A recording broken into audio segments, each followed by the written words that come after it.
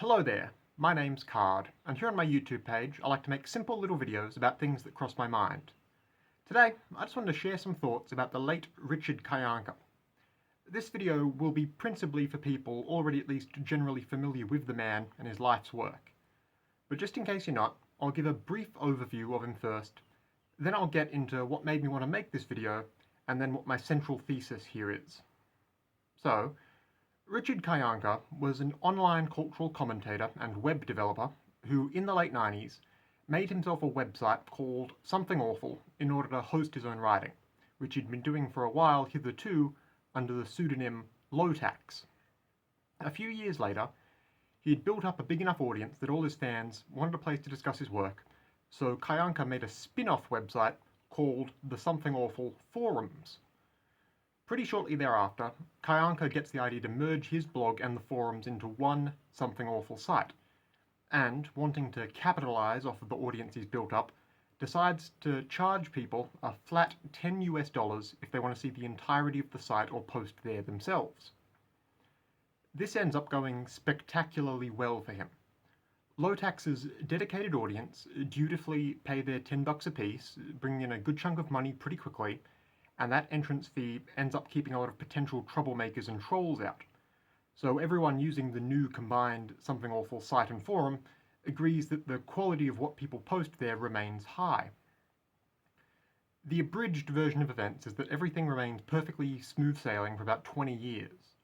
Something Awful continues to grow, its forum sections becoming more and more popular with people who don't mind the sort of edgy culture of the place. And while Kyanka's writing as Lowtax gradually takes more of a backseat to the other content being submitted to the site by users, he remains Something Awful's well-respected head operator. The site itself started or otherwise popularized a lot of jokes and memes and general online terminology that ended up becoming fairly widespread and very well known by people all over the internet, often without people necessarily even realizing where it had all come from. And a lot of online creators, from writers to animators to YouTubers, and many more, who remain popular to this day, got their start posting on the website. Eventually, in 2020, seeking a change of pace after 2 decades of running this thing, Kyanka handed over control and ownership of the site itself to one of his closest friends and most veteran moderator assistants.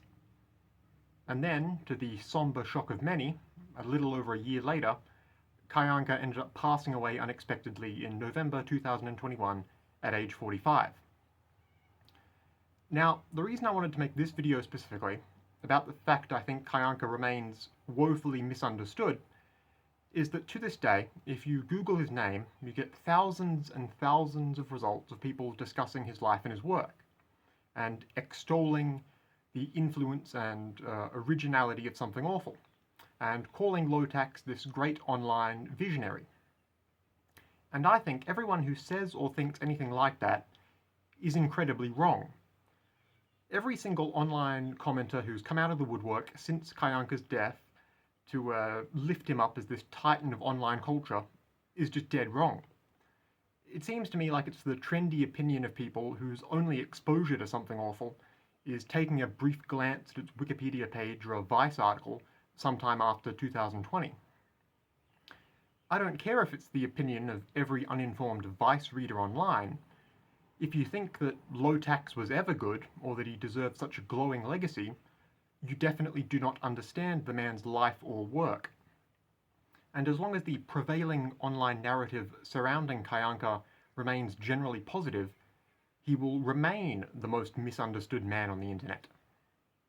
In the interest of setting the record straight, Lowtax has never been a particularly good man, or a smart man, or a particularly principled man.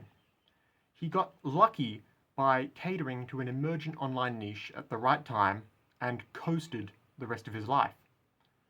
To start with, the original Something Awful site and its forums and the website it would become were all nothing special. Making a website was not itself much of an achievement. Even in 1999, setting up a basic HTML page using a bunch of templates wasn't exactly a high skill level sort of task. not even if it had been the best website in the world, entirely original work, or perfectly put together, all of which Something Awful decidedly was not at any point in time either. On top of the fact Kyanka never really did much more personally coding-wise than slap a bunch of custom graphics on some prefabbed web layouts, anyone familiar with Something Awful in its early days would remember how many massive potential security flaws were somehow baked into the site concerning how people's financial info for that mandatory $10 sign-up were being handled. A problem which Kyanka would habitually ignore until several years into the site's lifetime when he'd get a buddy of his to finally patch it all up. Old SA heads might also remember how Lowtax would repeatedly beg his users for more and more money to pay for server infrastructure, which typically happened to never materialize for as long as he was still in charge of the site, even after plenty of money had been raised. All those funds would just go straight into Kyanka's own pockets to be spent on God knows what sort of frivolity. The man was known to rent McMansions and sports cars and jet set around the US on day trips once Something Awful started to get big and bring in more and more cash.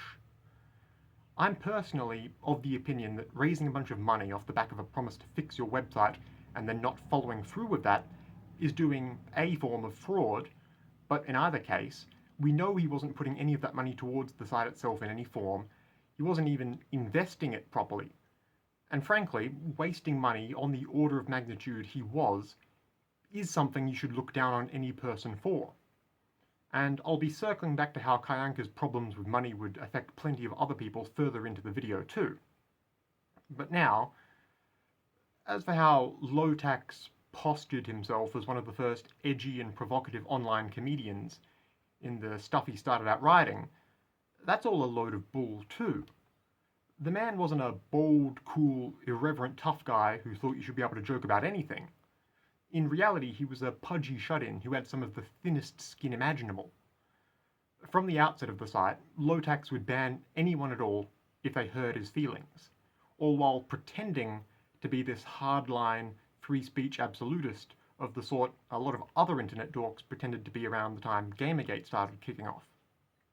Surely, thousands, if not tens of thousands of people who paid real money to sign up to SA were banned over the course of the 20 years he ran it if they ever dared to so much as make a single joke about him. The high watermark of that, as many people who were on the site at the time may recall, was when, I believe around 2008, Kyanka had an affiliate link or a sponsorship deal with this mango juice company, and he started shilling it in every post and putting ads for it all over the site, even though the point of the $10 sign-up was that the site's premise was that it would never have advertising. So naturally, everyone was like, hey man, why are you shilling this crappy mango juice stuff all of a sudden? Then Lowtax tried to brush the criticism off and at one point was banning hundreds of people a week, including anyone who mentioned him selling the mango stuff or who mentioned the ban waves in a negative light at all. His whole online macho man attitude was always completely hollow. He was a self-interested baby who couldn't handle the slightest criticism. And it's like this attitude of his would cause him one big issue after another that the internet at large seems to turn a blind eye to when they remember him now.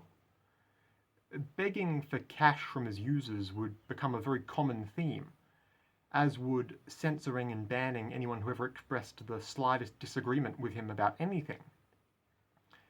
And this sort of spiral Lowtax would get into, where he'd act very short-sightedly and self-interestedly, would become a big pattern for much of the rest of his life.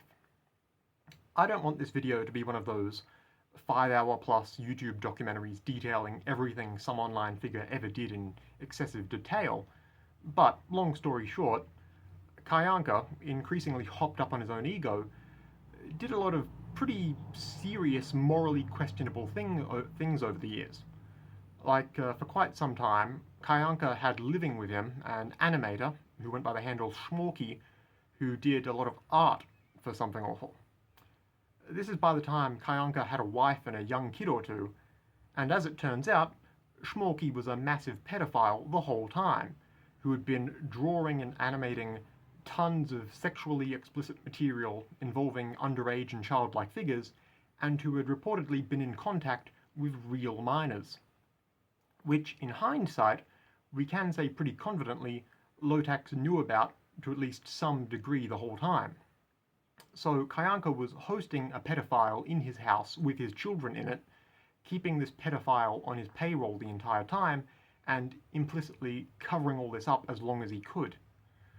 We only know all this now because the two ended up having a falling out later over personal issues, but it's the sort of thing that once you find out, you really start to deeply question Kyanka's morals.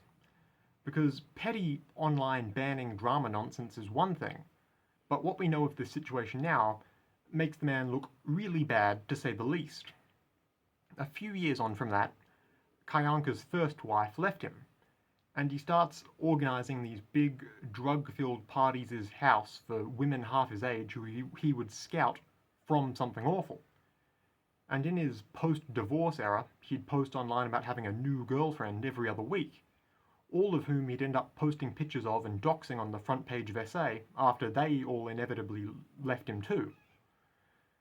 I believe he ended up actually marrying at least one other woman who was from Canada and had moved to the US to meet Kyanka. And that marriage eventually broke down, and when all the divorce proceedings came out and came to public light, we learned she'd ended up needing to file a bunch of domestic violence charges for all the times Kyanka had struck her, and the entire time they were married, it turns out Lowtax had been holding on to all her immigration paperwork and her passport to try and stop her from ever leaving him too. I believe there was a third woman he lived with after that, who later had to file a bunch more domestic violence charges or a protection issue, something to that effect. And it was around this time, having been causing himself so much personal strife offline, and having banned or alienated nearly everyone who had previously been giving him money online, Kyanka ended up selling what remained of Something Awful to one of his moderators, who had reportedly pulled a decent bit of cash together off of doing some early cryptocurrency stuff. Shortly thereafter, the day he received a final judgment against him for back-due child support pending one of his divorces, Lowtax killed himself to avoid having to pay up.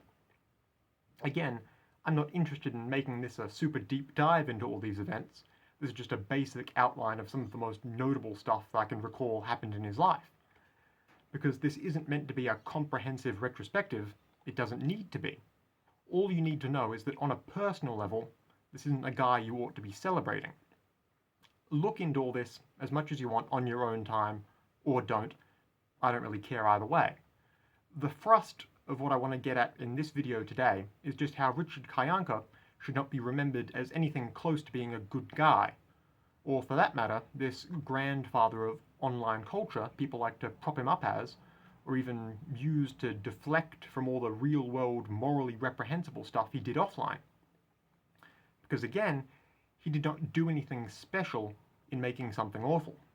He was just one jumped-up computer nerd who got lucky by being in the right place at the right time, who then very incorrectly believed this made him a business genius or some sort of brilliant cultural thinker. And for all the influence Something Awful as a site had, essentially none of that was because of Lowtax himself. No one remembers Kyanka's personal writing or his own content. Everything actually of note to come out of SA was made by its users. Every other notable site made by someone who used the forums, and every bit of online slang invented there, and every decent piece of art or writing ever posted there, was not made by Kyanka. All of that was made by other people, often completely anonymous people who were making things and expressing their ideas purely for the love of creating stuff. There is no credit there for Kyanka himself to take. And if anyone tells you otherwise, they've fundamentally misunderstood the man and what his role in the history of online culture was.